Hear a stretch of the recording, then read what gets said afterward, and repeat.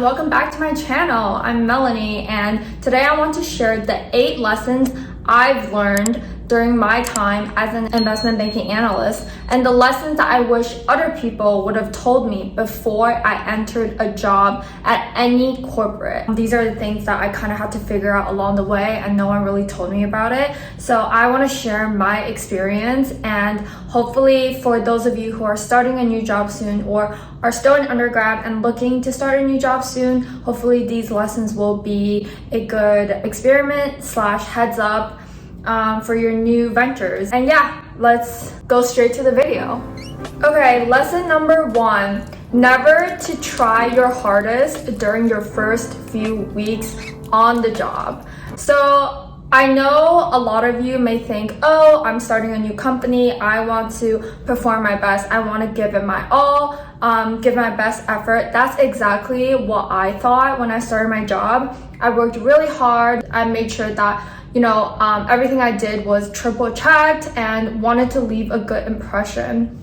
But in actuality, once you keep on performing at your highest level of consistency, people are gonna expect you to perform the entire time based on that level of consistency. So let's say the first few weeks you try really hard, you stay up really late every night, just trying to give it your best, even though when you first start there's nothing much to do, nothing super important anyways, and you still give it your best. But once you start doing that and people giving you more tasks in the future, they're gonna expect you to do the same thing based on your previous performance. Yeah, so once the weeks go on and people assign you more complicated and more time-consuming tasks, it's actually worse if you, let's say, don't perform as well, or if you're taking longer because these tasks are more complicated and people will be like, oh, is she slacking off? Is he or she not performing well? When it's totally not your fault, right? I would say it's better to perform average in the beginning and then surprise your teammates and your colleagues with better performance as time goes on, versus performing at your 100% best and then kind of disappointing them in the future, right? Because everyone wants to see an upward trajectory. So not saying you shouldn't be performing your best, but I'm just saying keep some of your ability to yourself so you can surprise people in the future. That's a very smart move to do. Okay, lesson number 2, do not share your social media with your coworkers right away. I get it, especially if you're a young, recent graduate, we're all pretty active on social media, Instagram, TikTok, Facebook. Well, no one really uses Facebook, but obviously when you first start your job, everyone's going to be super friendly to you. People are going to be like, oh, let's share our social media with each other. I would suggest not to. I personally made that mistake of sharing my social media with other people too early, because first of all, whatever you post on social media, people are going to see and people are going to judge, right? Let's say if on a Thursday night you barely have any work and you go out to partying and your coworkers are seeing your stories when they're literally grinding and working until midnight, they're gonna be like, why is she out there partying when we're literally working so hard? When in actuality, you've actually done your work already. You just don't really want that type of negative emotions from your coworkers, whether they're judging you or anger. I don't know. It just, in my opinion, it's just better to keep your social media private and kind of figure out along the way which coworkers you can really trust, which coworkers you feel comfortable sharing your personal information, and then share your social media with those coworkers. So that's advice number 2. Okay, advice number 3 is kind of similar to the previous one. It's don't share too much about yourself right away. You don't want to share your political opinion. You don't want to share your religious beliefs to a certain extent because it might make other people feel uncomfortable. Obviously, that doesn't mean you can't be yourself, but it's just in the working space, there's a lot of politics going on in the office, and you don't want your story or personal background be a topic of conversation for other people. So for example, I love to travel and I love making YouTube videos. I love filming. I like photography. I love all of that, but I, didn't want to share that I do YouTube for fun or I do photography for fun, because I just don't want people to know that much about me. Like, I didn't want to share how much my rent was. I think it's better to keep a lot of it to yourself in the beginning, in the first few weeks. Again, like when you start trusting another person, that's when you can kind of share it. It's the reason why I'm saying it. It's because like you'll never know if people have a biased opinion on a thing you've experienced in the past, or a city you've lived in the past, or a political belief that your family holds. It's just better to remain neutral in that way in the beginning of your career. Okay. Advice number 4, do not engage in any sort of gossip.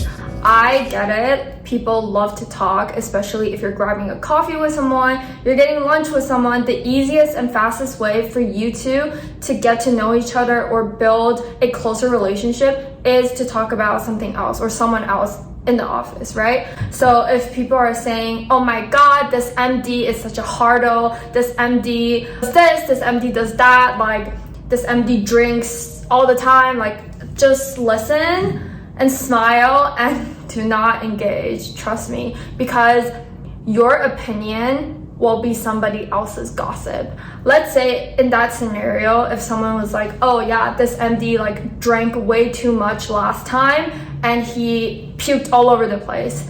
Do not say things like, oh my God, that's so embarrassing, or oh my God, I can't look at this MD in the eye anymore. Oh my God, I don't have respect for this person anymore.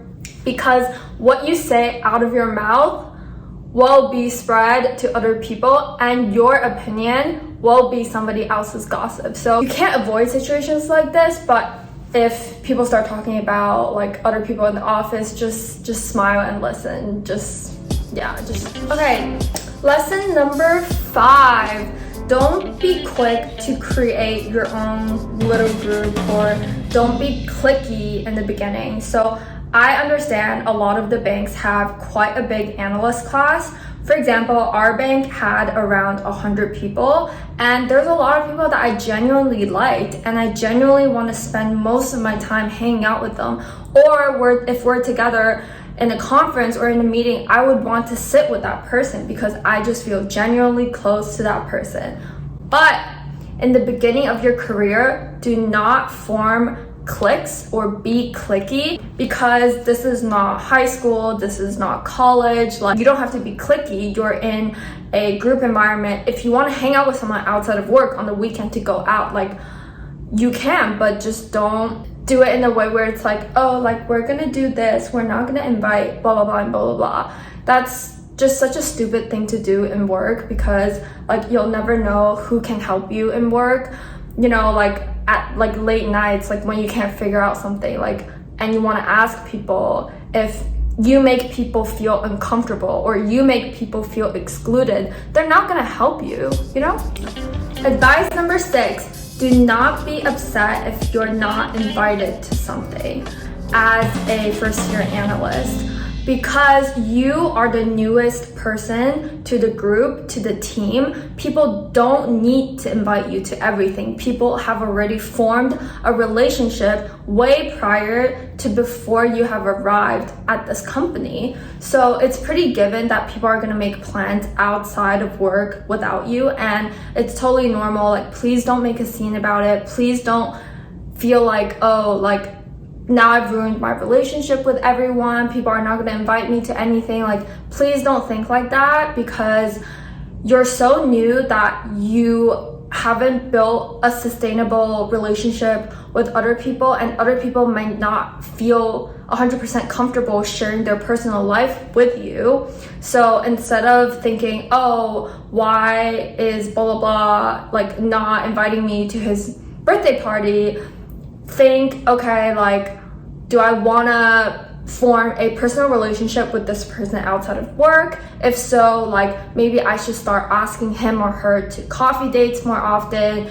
We can, get lunch together near the park at the office, or next time when I go get coffee, I'll ask him or her like, oh, do you want me to bring something, to start forming that relationship instead of being like, oh, I just started, you should invite me. No, like you just started, you're new, so just stay humble. Okay, lesson number 7, do not think that you know everything, and please stay humble.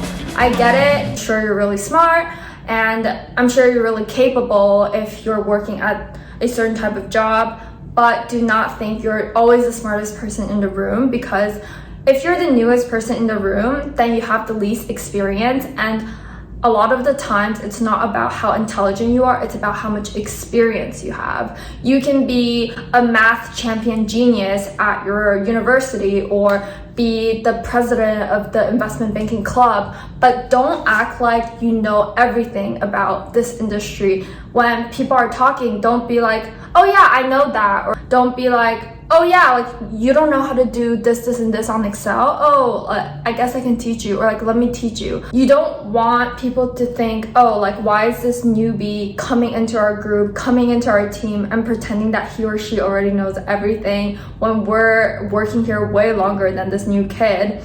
You just don't want to be like too full of yourself. I think with anything, like entering any new environment, just be humble, and there's your chance to shine in the future, but when you're first starting, be humble. Okay, the last thing, lesson number 8 that I wish I knew was always keep an eye out for opportunities. I know, you just started. This is your day 3. You're still getting used to your current environment. How could you possibly be thinking about the next opportunity, right? But my mother always told me that always look for new opportunities when you're still having a good time at your current opportunity. Because once you're having a bad time at whatever you're doing and you want to get out so much, that you would take any opportunity that comes your way. So for example, if you just started a job as an investment banking analyst and you know the next step you want to do is private equity or venture capital or hedge fund, start looking at them now. The day you put your current role on your resume is the day you can start looking for other opportunities. Always update your resume at least once a month, and always reach out to recruiters or keep an eye out for what's happening, what companies are looking for new hires. So what I did was I knew I wanted to do or pursue a certain path after some time in investment banking, and I kept my eye out. I was like, I should do A, B, C, and D to prepare for this new opportunity. I should start interviewing. Take that opportunity. If you're working from home, like perfect, like schedule an interview, because you don't want to be in that position where you're literally working till 2 a.m., 3 a.m. every night and you're on a heavy deal and you don't want to be doing exactly what you're doing right now. Like you want to leave so badly, but you have nothing lined up for you. That's not the smartest. So that's why once you start your job, always keep an eye out for the second opportunity or opportunities to come.